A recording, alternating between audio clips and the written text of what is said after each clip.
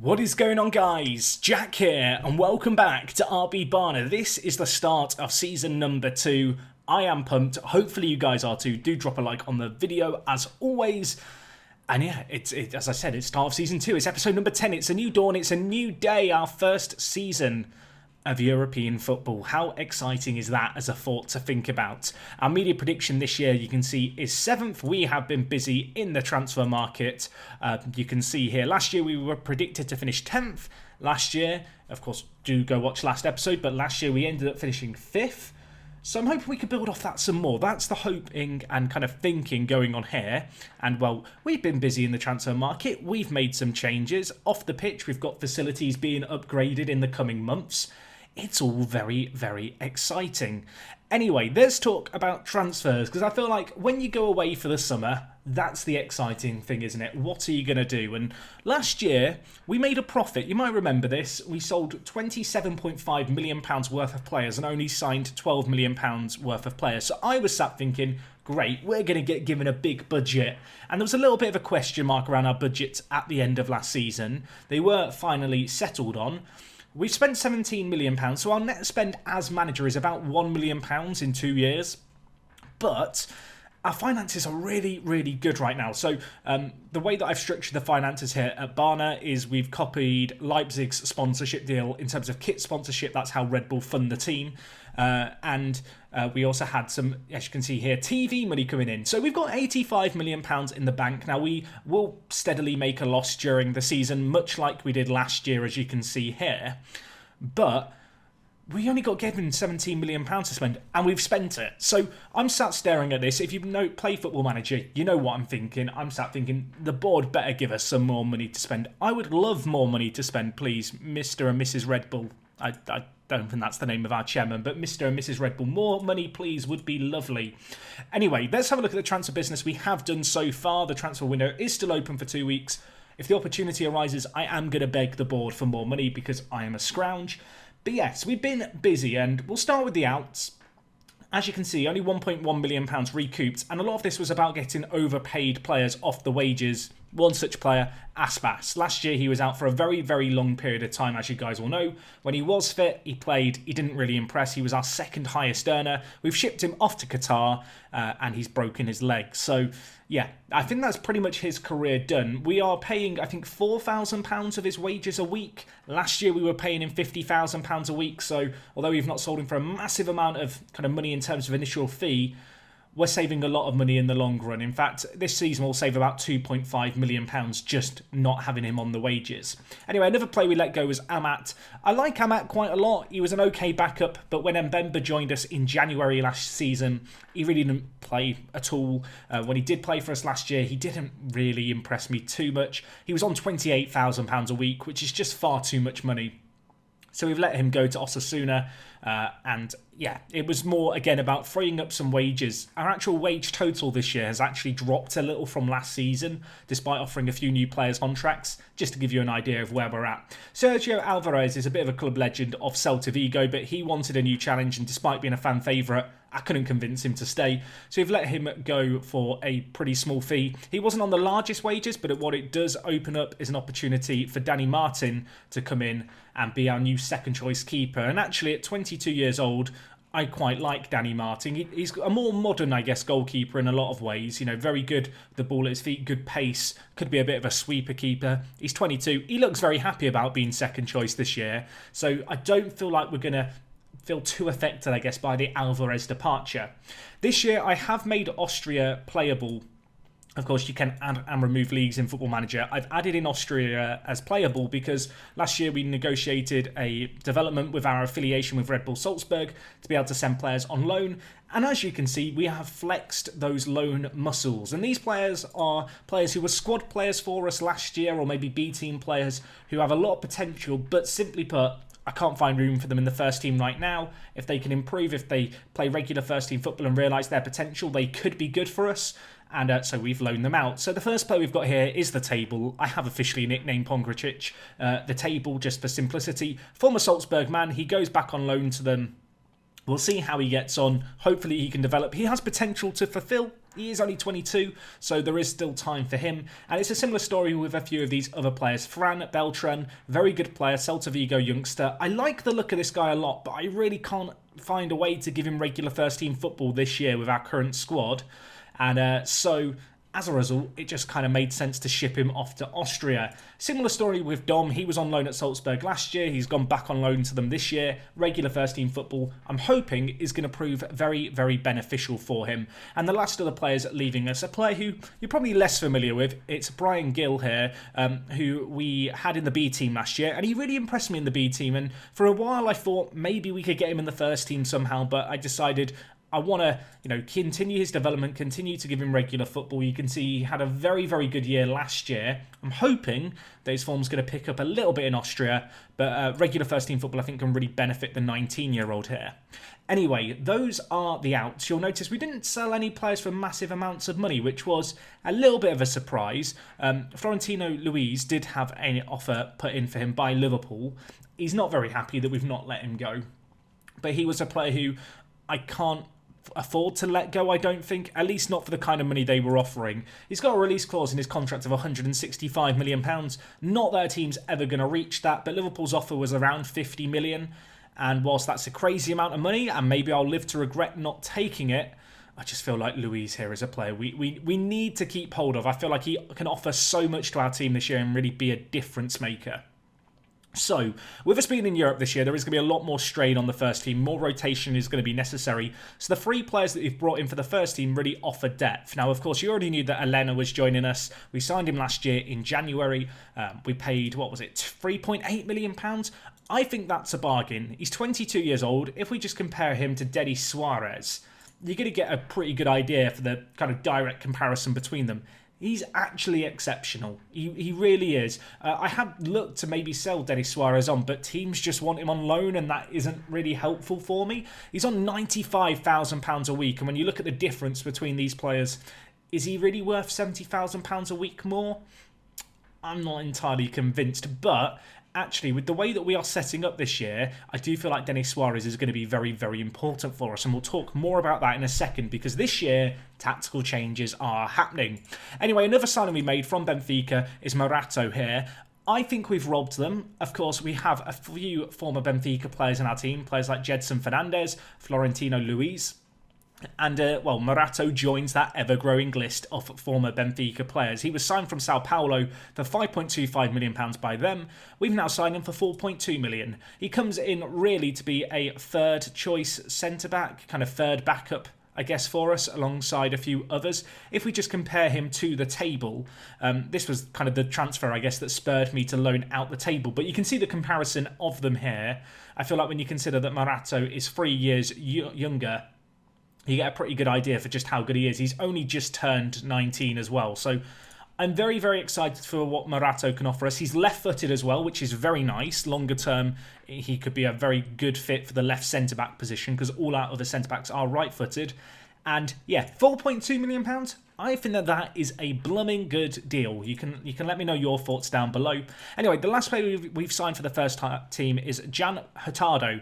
I feel like this guy is a typical Red Bull transfer. Signed from Venezuela, he is 20 years old. He looks absolutely insane, and he can play pressing forward and complete forward. And that's very important with the system change that we've made this year, because we are going to be playing 2 strikers. We've signed him for a very modest £7.75 million. He's only on £22,000 a week.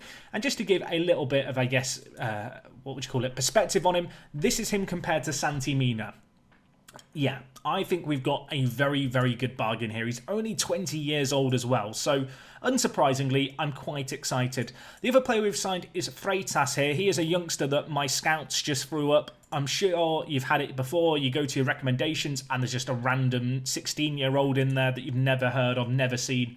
This guy was thrown up by our scouts. I like the look of him a lot. Hell of a lot of potential. One for the future. But signing at £1.4 million, I think he could be a very good bargain longer term. I feel like between him and Sergio Blanchard, we have a strike partnership for the future. Maybe I'm getting ahead of myself here, but I think they can work. That's all I'm going to say on the matter. I feel like when you look at those 2 players, just very good fits for one another. So anyway, that is what we've done in the transfer market. I talked about tactical changes. This is the first team for the year, by the way. One decision I've made this year is we've promoted a few younger players, players like Blesa, Lopez and Moriba to the first team. I don't know how much they're going to play this year. We've made them available for the B team, but they are players who I want to integrate into the first team, which I think is something that I maybe should have done sooner. But if we just look at mentoring here, we've got a few different mentoring units going on. And yeah, these youngsters who were playing in the B team last year, playing for the under-19s last year, players who are very close to being first team ready, you know, they're going to be training with the first team, and I think this is going to benefit them a hell of a lot. I really am excited by Lopez here. He is a player who starts at Celta Vigo. We've picked him up. Obviously, when we changed identities of the club and the Red Bull ownership group came in, and he has a lot of potential, and he's going to be training with the first team. He is, I guess, theoretically fifth choice striker this year. So yeah, maybe keep an eye out for him. Anyway, I talked about tactical changes. This is what I'm thinking, folks. You can tell me now that it looks awful. Maybe it does. I believe that this can work, and I feel like this might be what we end up playing for the foreseeable future here at the club. You might remember at the start of last season, I talked about wanting to play a 4-4-2, and then Aspas got a really long-term injury, and that kind of threw that plan out the window because I didn't have enough strikers. But with Hurtado coming in, and Haaland, I'm hoping, having a breakthrough season, because that just didn't happen last year, I feel like this is going to work really, really well for us. So it's a 4-4-2. It's fairly standard. I want the wing-backs to act as overlaps. If we just look at our inverted... Well, I was going to say our inverted wingers. Only one of our players is an inverted winger. I think this might be a first for me. We are going to be playing with a wide playmaker on attack in Denis Suarez. I feel like this is his calling. I feel like he is going to be really, really good in this specific role for us. You can see, as a wide playmaker, he looks very good. I am training Elena also to play in this wide area, because I would love to get this working with a role I've never used before. But yeah, the general thinking is it's a fairly standard 4-4-2, ball-playing centre-backs. I want to work the ball quite nicely. Reguilon and Kev are going to be pushing out wide as wing-backs and also looking for the overlaps. You can see in possession, we're going to look to play wide, get the ball wide and look for overlaps, and play quite direct and with a high tempo. I found when we made these changes towards the end of last year, it really worked well for us. Now, in pre-season, we were conceding quite a lot of crosses, so I was trying to work out a way to solve this. And what we've ended up doing is we have defend narrower on. And then on top of that, I've set the wider players to mark specific positions, and they're actually going to mark the left back and right backs for the opposition team and hopefully stop them being able to put in balls. My thinking here is that although both Suarez and Mendes are on the attacking duty, they will track back and hopefully help out defensively because they are set to mark specific positions. Their instructions are to sit narrower. I really want them to play quite narrow relative to the fact that our team plays wide, and then our wingbacks are just going to offer a big overlap. In the centre, Fernandez and, well, Lobotka to start the season are really going to be anchors to the team. They're going to need to be quite athletic. They're going to need to get up and down the pitch. I feel like Fernandez is ready-made for this role. The deep line playmaker role is definitely up for contention. I feel like Florentino Luis could easily end up playing there as a deep line playmaker or indeed as a box-to-box midfielder. And Hadara is going to also be the other backup in this centre mid area of the pitch. Up top, pressing forward, complete forward, fairly standard. Hurtado, I mentioned before, but he can kind of play either of these roles really, really well, which is nice. Santi Mina could very easily come in if Haaland doesn't have a good start to the season. We could end up setting up like this. And of course, this year, I'm willing to put a little bit more faith in Ruiz as our fourth choice striker. Last year, I didn't really feel like he was up to the task. This year, I'm putting more faith in him. I'm putting trust in him. Let's hope it works out for us. I have got a plan B, though, for if this just completely doesn't work, although it's looked pretty good in pre-season. The plan B being something like this, and if I just use the presets, this is what I'm thinking could be the backup plan. It's not too dissimilar to what we played last year, but instead of playing with a centre-attacking mid and two centre mids, we're instead going to play a trio like this, with Luiz acting as a bit of a linchpin, I guess, between the defence and the centre mids. I feel like that is hopefully going to work quite well for us if we need to turn to it. We'll have to wait and see how things go, I guess. as the season progresses. I'm hoping now that this has the 11 that I had set up previously. Of course it doesn't, so I've quickly got to rejig some players around. But yeah, I'm pretty excited for this year. You know, we're going to try something quite different.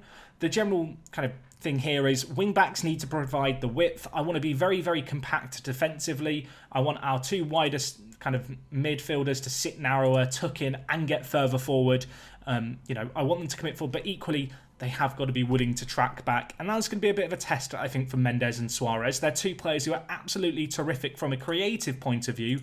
Defensively, maybe a few questions to be asked. We'll have to see how the season goes on. With this new system, we have got certain players being trained to, you know, help cover, I guess, different areas of the pitch. I talked about Elena. We're training him to play as a wide midfielder out on the left. I feel like he could do that role pretty well for us as a backup. And out on the right-hand side, you know, we're still looking at options there. But all in all, I'm just excited to get into this season and start something different. So we'll see how the 4-4-2 goes. Today we are going to be starting things off. If we just look at our league game, we're playing at Vallecano. That is definitely not how you say that team's name. We'll just call you Rayo for short. It's easier that way. You'll see that we've got Europa League group stage games starting in mid-September. That is when we'll be back next episode because I feel like European debuts are exciting. And well, let's get into this game, shall we? We are heavy favourites for it. We're pretty much at full fitness, which is very, very exciting.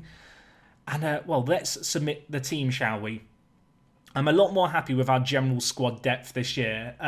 With us being in Europe this season, although in Spain, compared to when I've managed in England, there's less domestic cup games going on, I do feel like rotation is going to be important this year. And our squad depth is looking very, very good. The only area of concern, really, for me, in the immediate future, is right back. I don't think that we have the coverage at right back that we need. I know we have Kevin who can play there. We have Mbemba who can play there. We also have Garcia, the Venezuelan right back. You might remember we signed. I've not been convinced by Garcia. I would love to get in a more natural right back option as we have a chance. Kanate's header just wide of the post. Let's hope for a good performance here. After 5 minutes, we've had a lot of possession and a lot of chances, which is boding well. In pre-season, this system has looked very, very solid, the 4-4-2. You can see here Denis Suarez doing what I mentioned about marking the fullbacks. That is going to be a very important element, I think, of helping us out defensively. During pre-season, there was a few times where we got punished in the wide areas, and so we changed the system. As Haaland, oh, you've got to score that. You've got to score that. That's frustrating, isn't it? Apparently we should encourage trying to play a shorter passing style. No thank you. 60% of possession. We might be playing quick, we might be playing direct, but I'm hoping this is going to work for us. And we've got a free kick in a dangerous area. I don't recall scoring a free kick last year. Can Denis Suarez get us off to a flyer? No, he cannot. That shot ever so slightly wide of the mark. But we're looking good. Although a few players looking nervous and complacent. Let's get a shouty team talk. Mendes to whip it in. Suarez is there. What a goal that is. I mean, it's the inverted winger on the right to the playmaker on the left. It's not what I would have expected in terms of the way they've linked up and scored. But Denis Suarez, I mean, he's won a header, the number 10, and he gets us off to a flyer in this game. And I feel like when you look at the possession, when you look at the number of shots and chances we are creating, we probably deserve to be ahead. Although we need to defend this here. Blanco, what a save that was by him. I know last episode, well not last episode, but last season, there were a few comments calling for Blanco's head. He got runner-up in the team of the year. You know, he was the second best goalkeeper in the league. I feel like the comments were very, very harsh. I'm keeping faith in him. And equally, we need him because he's homegrown at club, because he's a former Celta Vigo player, and that is going to be critical when it comes to club, well, not club, but squad registration with Europe, because, yeah, we need homegrown at club players. Anyway, we've scored one set piece here. We could have another one going on. It's Denis Suarez to whip it in. Mendes, I mean, I take it back. Did it cross the... No, the ball did not... I mean, pause it. That is over the line, ref. Ignore the fact it's floating in the air. It's over the line. We're creating a lot, which is good, and we're pressing high up the pitch. I'm really excited to see Hurtado play for us.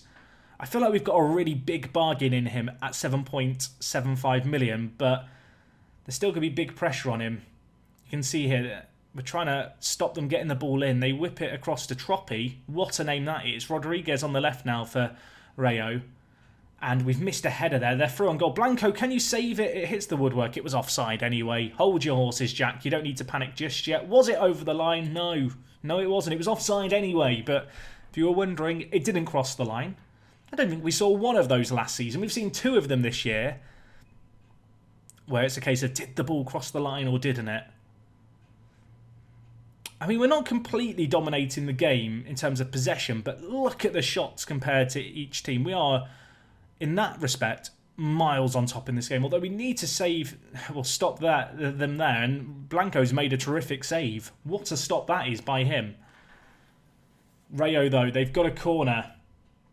Cleared away to Hurtado. What can he do? The 20-year-old Venezuelan. Can he link up with his fellow 20-year-old counterpart? Our 2 youngest starters in the team today are our strikers. I feel like there's a lot of pressure on Hurtado and Haaland to just form a partnership and gel. Of course, Santi Mina's maybe going to feel a little bit hard done by to be starting on the bench, considering he was without a doubt our best striker last year. But I just feel like I want to go with youth. I want to trust them. I feel like Mina overperformed last year and Haaland underperformed. And maybe playing him as part of a front 2 is just going to reinvent him, I guess. You know, it's going to give him a new lease on life. Alternatively, maybe he'll play awful like he has so far in this game and will be regretting it. Got a corner here. Whipped in. Oh, my word. It's fallen to Kanate on the volley. It's 2 goals from the corners today. I mean, we will take that. Kanate jumping up and down on top of the corner flag. Interesting.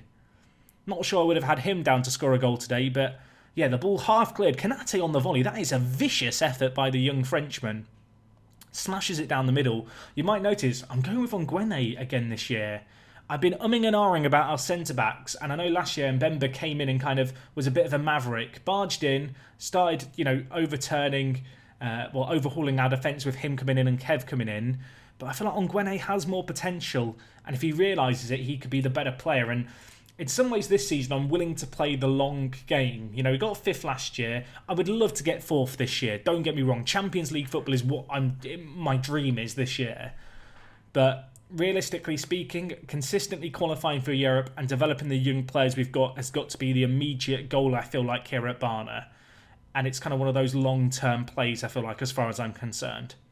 Anyway, it's 83 minutes gone here. I probably should make some tactical changes as they have a chance and, well, they've hit the woodwork. Can we stop them? Oh, my word. We have been let off the hook. Right, let's make some changes. I'm going to bring in Florentino Luis. You might be wondering, why is he not starting, Jack? He's one of your best players. Simply down to the fact he's been unhappy and kicking up a fuss about wanting to go to Liverpool. You know, I don't want to play a player's head might have been turned. I was thinking about bringing in Keko, but I feel like that would be very, very harsh considering how well our wide players have done. You know what? We'll bring in Hidara for Lobotka in the centre. So 2 new centre mids coming in, a new striker as well. I feel like the centre mid position is going to be very hotly contested this year. Plenty of room for rotation. And this has been good so far, although we need to defend these set pieces well.